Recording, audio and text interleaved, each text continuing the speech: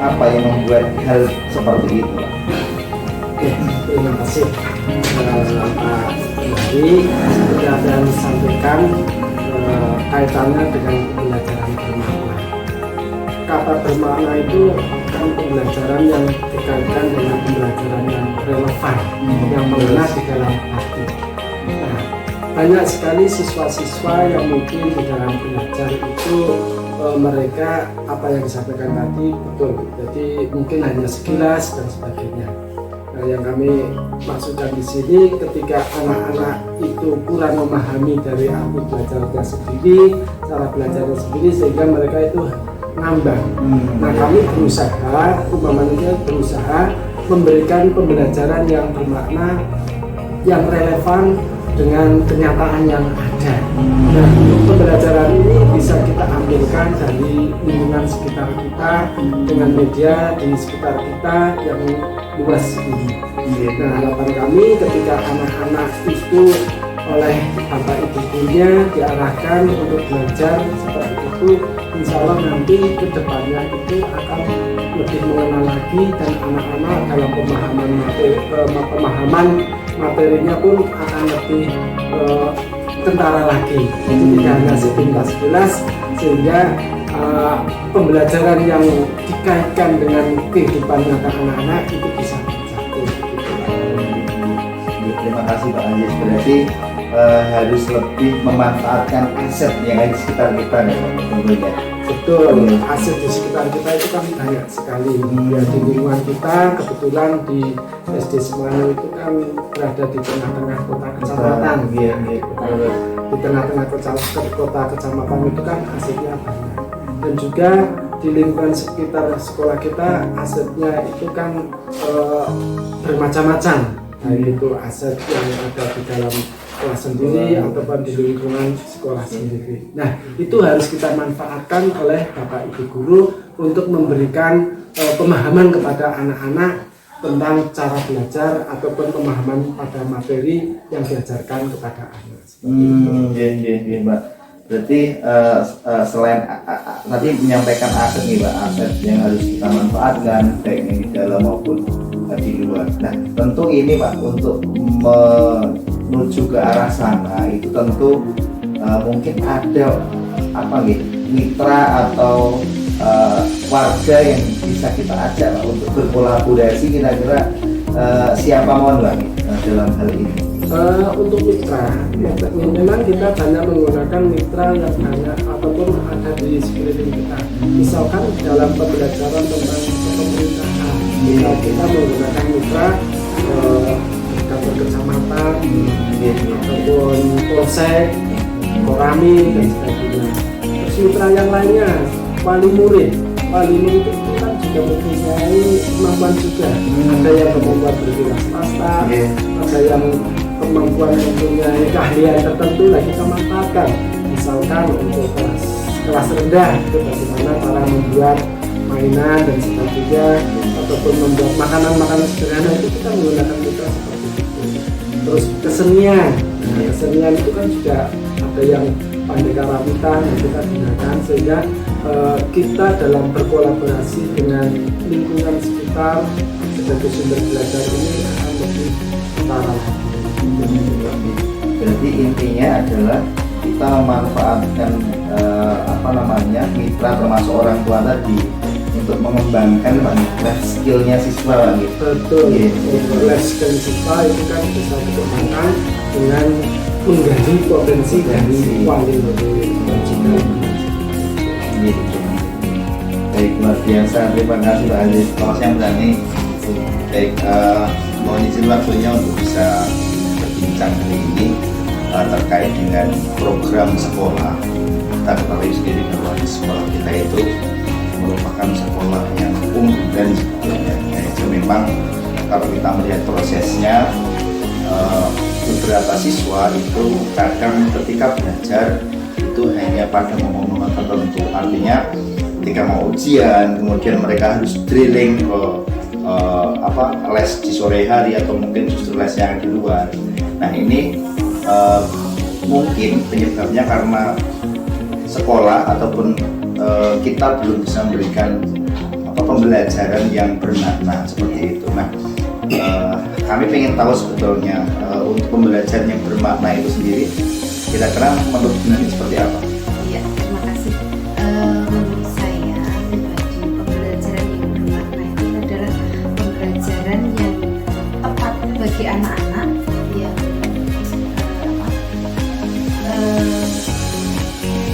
menurut kebutuhan anak itu, kemudian dilaksanakan di setiap hari. Misalnya ini hanya contoh nih, di kelas saya itu ada program wajib baca tulis, karena kebetulan kelas 1 kan baru pengenalan dulu, pengenalan angka dan lain sebagainya. Itu saya bekerja sama dengan wali, setiap harinya itu di rumah mereka mempunyai tugas setiap hari, yaitu wajib baca tulis. Wajib baca tulis ini nanti dikumpulkan setiap minggunya. Itu akan kelihatan hari ini anak-anak itu belajar baca tulis dan berhitung tidak di satu hari itu nanti akan terdeteksi pada hari Jumat, karena pengumpulan kebetulan setiap hari Jumat. Kemudian dari hasil anak-anak itu saya juga bisa memantau seberapa kemajuan anak-anak di rumah. Selain itu juga di sekolah dalam pembelajaran kami juga selalu menerapkan pembelajaran itu sesuai dengan kebutuhan anak, seperti itu. Berarti tadi seperti yang sampaikan Bunda tadi, harus kira-kira dalam melaksanakan pembelajaran yang bermakna itu berarti kita butuh berkolaborasi dengan mitra. Iya, Misalnya tadi betul. orang tua gitu ya, Bunda, ya. Iya. Nanti kita harus melibatkan orang tua. Mungkin ada yang terlibat lagi, misalnya orang tua, kira-kira ada nggak pihak lain yang bisa kita Iya. libatkan? Selain orang tua, kami juga kadang melibatkan guru lain di sekolah ini atau guru mata pelajaran, misalnya olahraga, kemudian guru agama sesuai dengan kebutuhan pada waktu pembelajaran tersebut. Jadi kita bisa bekerja sama, bisa mencari waktu yang sama-sama bisa, kemudian kita bergabung bersama-sama sehingga anak lebih lebih paham tentang pembelajaran yang kami berikan, seperti itu. Berarti ada kolaborasi dengan teman sejawat. Iya, betul. Antara guru satu dengan yang lain harus saling bekerjasama. Kemudian kira-kira Bunda nih, kalau misalnya kita melihat seperti itu, mungkin ada nggak tantangan khusus yang kita hadapi nih ketika kita menerapkan pembelajaran yang bermakna itu, kira-kira apa tantangannya? Iya, tantangan tentu ada nggih, karena ya saya selaku guru pendamping di kelas, kemudian orang tua di rumah dan juga teman sejawat. Tentunya untuk ngeklopke, istilahnya ngeklopke antara apa yang saya inginkan dengan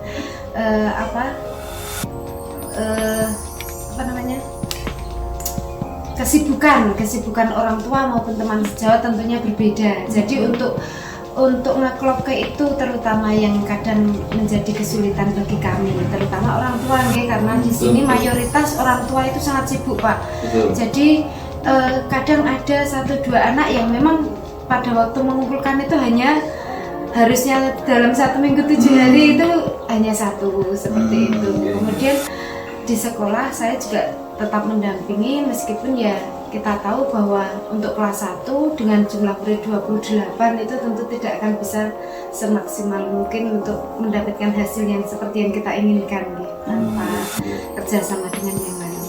Jadi butuh kerjasama ya dengan yang lain. Baik, kira-kira dalam mengelola pembelajaran yang bermakna tadi, kira-kira bisa nggak Bu, misalnya kita memanfaatkan aset di sekitar kita, contoh misalnya dengan kita mengunjungi tempat-tempat yang ada di sekitar kita, itu kira-kira bisa nggak seperti itu? Tentu saja bisa sekali, dan itu sangat mendukung. Semua yang ada di sekolah ini terutama dan juga di sekitarnya, kebetulan di sini juga banyak sekali tempat-tempat yang bisa kita jadikan sebagai wahana pengetahuan bagi anak-anak gitu. Kita misalnya kalau kelas 1 itu kan dalam matematika itu penghitungan.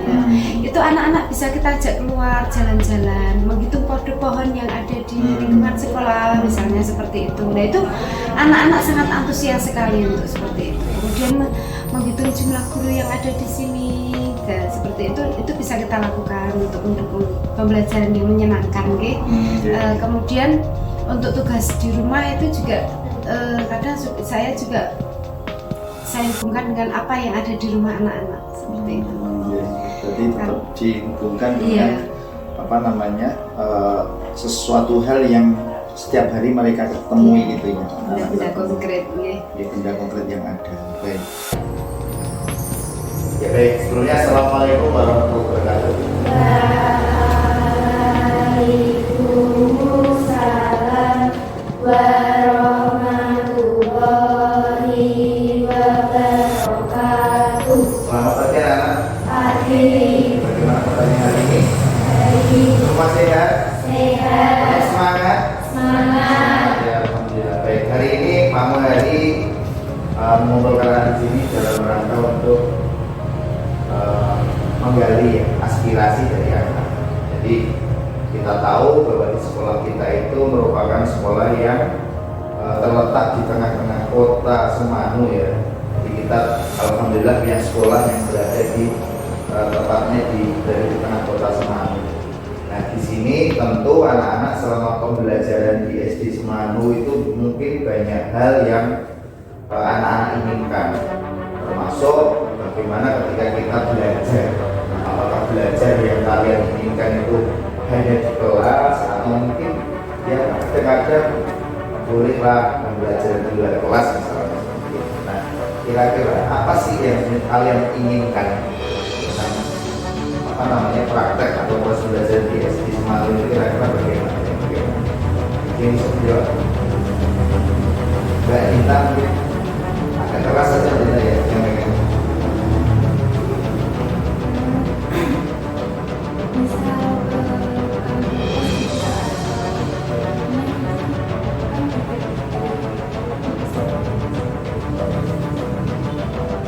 Berarti ini ya, berarti konsepnya anak-anak ingin pembelajaran itu kita berada di luar kelas ya, luar kelas. Baik, tadi Mbak Dita sudah menyampaikan tentang kantor pos dan sebagainya. Nah, kebetulan sekolah kita itu sekolah yang strategis karena kita ada beberapa area ataupun sarana pemerintah, kemudian sama kantor-kantor ataupun apa yang bisa menunjang kegiatan pembelajaran kita gitu ya. Nah, mungkin selain tadi yang disampaikan Mbak Dita, ada yang lain kira-kira mana saja area di sekolah kita itu yang bisa kita kunjungi atau kita gunakan untuk belajar? Salwa mungkin bisa lihat. Nanti Mbak Dita ada kantor pos, kemudian apa lagi kira-kira yang lain? Kecamatan, oke, kecamatan ya, sebelah kita kecamatan. Yang lain? Siapa? Kina mungkin? Oh, kira puskesmas. Oke, di puskesmas bisa kita gunakan juga. Yang lain? Kina mungkin? Di area sekitaran kita ini. Tadi sudah kantor pos, kecamatan, kemudian puskesmas. Ada lagi nggak di sekitaran kita? Lapangan semut, oke, lapangan semut bisa kita kunjungi, kita gunakan untuk area belajar ya. Yang lain lagi mungkin di sekitar kita masih banyak sekali lingkungan kita ini. Mana salah? Masih terjadi, oke, bisa kita gunakan untuk kegiatan pembelajaran kaitannya dengan peningkatan iman dan takwa. Yang lain mungkin kita refleksi untuk kita gunakan untuk proses belajar. Gimana? Biar kita punya aset, ya kita punya kerja dengan area olahraga renang ya, kita bisa manfaatkan lingkungan sekitar kita yang kita sebagai tempat untuk belajar, khususnya olahraga kalau ini ya, kira-kira seperti itu. Dari yang lain mungkin masih ada lagi ya? Selain tadi ada berapa? Sudah ada 5 atau 6 tadi. Anak kemarin, coba bisa jawab. Koramil, betul. Koramil berada di tempat sebelah kita. Nah, ini bisa kita gunakan juga untuk sarana pembelajaran. Baik. Oke, masih ada yang lain kan? Apa lagi? pasar, betul. Kita berada juga dekat dengan pusat perbelanjaan di Semarang. Nah, pusatnya hanya dekat dengan kita, yaitu di pasar Mugi. Digunakan untuk pembelajaran kaitannya nanti dengan kegiatan ekonomi yang ada di nah, semuanya terima kasih. Nah, ini sudah memberikan masukan aspirasi kepada kami. Tentu ini akan kami gunakan sebagai rencana untuk mengembangkan pembelajaran di masih Semarang. Semoga nanti yang kita inginkan belajarnya berlangsung dengan menyenangkan, kemudian dengan makna. Ada makna di setiap pembelajaran itu. Ya, baik. Terima kasih dan silakan untuk bisa melanjutkan aktivitas selanjutnya. Ya, akhiri. Assalamualaikum warahmatullahi wabarakatuh.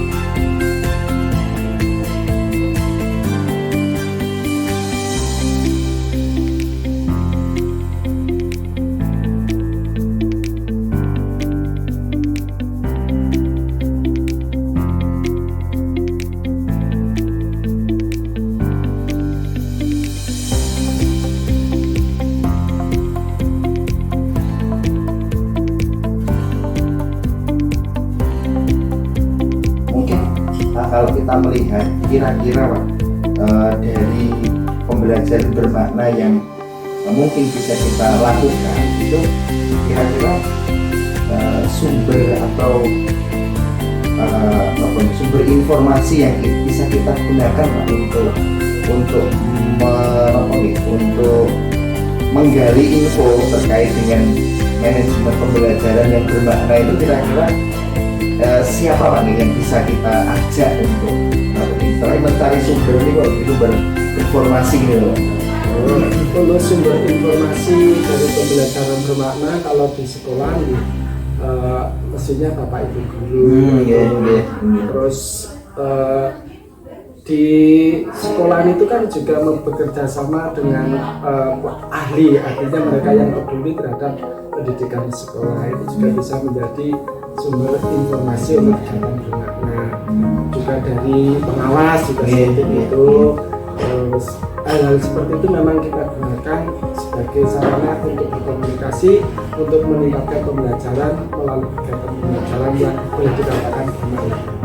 Oh iya, baik, terima kasih. Jadi ternyata banyak sekali Pak sumber-sumber informasi yang bisa kita gali lebih dalam. Kemudian ketika kita sudah siap nih Pak, kita sudah mendapatkan sumber informasi. Nah kemudian bagaimana situasi sekolah supaya mendukung kegiatan ini Pak? Bagaimana bentuk nanti situasinya kira-kira seperti apa ya biar nanti kegiatan ini bisa berjalan itu kira-kira seperti apa? Nah untuk melanjutkan kegiatan tersebut kita berkoordinasi dengan Bapak Ibu dan kita bersama-sama menciptakan suatu kebersamaan dalam kegiatan pembelajaran karena tanpa adanya kebersamaan dan juga kesepakatan yang kita cari bersama otomatis tidak mungkin bisa. Sehingga kesepakatan, kebersamaan untuk mengadakan kegiatan pembelajaran bermakna itu harus selalu kita lakukan. Luar biasa Pak Aziz. Terima kasih Pak Aziz atas jawaban serta masukan yang Bapak berikan. Insya Allah nantinya kegiatan yang bermakna ini mudah-mudahan bisa kita laksanakan di sekolah kita, sehingga nantinya anak didik kita benar-benar mendapatkan pembelajaran yang seutuhnya sesuai dengan bakat, minat, kemudian yang jelas mereka memaknai apa yang sudah mereka pelajari di sekolah ini. Kalau boleh tambahkan, untuk menuju pembelajaran yang bermakna tadi, jangan lupa kita menciptakan suasana menyenangkan. Baik itu di lingkungan sekolah, di kelas, dengan bapak ibu guru, dengan sesama teman itu kunci pokok keberhasilannya itu satu, yaitu menyenangkan, pembelajaran yang menyenangkan. Tapi endingnya untuk menuju ke pembelajaran bermakna itu akan lebih mudah lagi. Baik, terima kasih Pak Aziz. Tentu ini akan kami rangkum, kemudian akan mencoba kami konsep lebih mendalam lagi, sehingga nanti insya Allah mudah-mudahan programnya bisa kita laksanakan bersama-sama. Terima kasih atas waktunya. Mohon maaf sudah mengganggu waktu Pak Aziz. Terima kasih. Betul Pak Aziz, guys.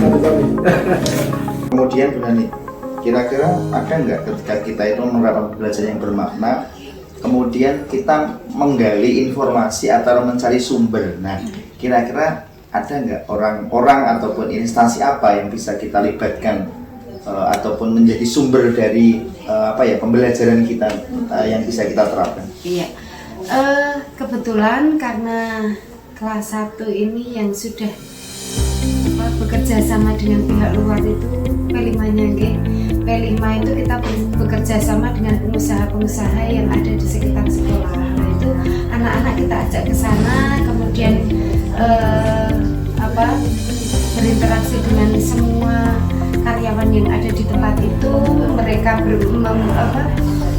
menggali pengalaman di sana. Kemudian setelah itu anak-anak juga bisa mempraktekkan di tempat itu, sampai misalnya suatu barang, bagaimana proses barang itu dibuat sampai barang itu jadi, bahkan sampai menikmati hasilnya. Jadi itu juga menambah pengalaman baru bagi anak-anak. Luar biasa sekali, sangat menginspirasi. Kemudian satu lagi, kira-kira apa ini program yang tepat yang bisa diusulkan pada sekolah yang bisa kita lakukan bersama-sama kaitannya dengan hal yang ingin kita kembangkan di SDN Semarang, kira-kira berupa program atau kegiatan apa? Iya, kalau untuk program untuk siswanya, mungkin ini saya punya angan-angan ke depannya Pak, karena saya guru kelas 1 saya pengen anak saya itu lancar dalam membaca menulis terutama. Nah, itu saya memprogramkan untuk saya beri nama Lisca Cendekia. Nah, itu kita betul, itu anak-anak sebelum pembelajaran jadi literasi itu kita gunakan sebagian untuk Lisca Cendekia itu menulis, membaca, sehingga anak-anak akan terbiasa. Dan saya berharap semua anak-anak nantinya naik kelas 2 itu sudah tidak ada yang kesulitan dalam membaca dan menulis. Kemudian untuk program ke guru-gurunya, saya masih berharap, karena kami masih minim dalam pengetahuan terutama administrasi dalam pembelajaran kurikulum merdeka, karena bagi kami itu masih baru. Saya berharap nanti kedepannya masih ada penjelasan tentang hal tersebut, sehingga kami tidak mengira-ira. Jadi kami tahu, oh seperti ini. Itu sangat bermanfaat. Luar biasa, benar dan sangat menginspirasi. Dan kita insya Allah kita bersama-sama besok untuk bisa menyelenggarakan kegiatan yang tentu ini sangat bermanfaat sekali tentunya untuk perkembangan di SDN. terima kasih atas waktunya Bu Yani. Mudah-mudahan semuanya selalu sehat dan baik. Amin. Terima kasih. Selamat siang. Selamat siang.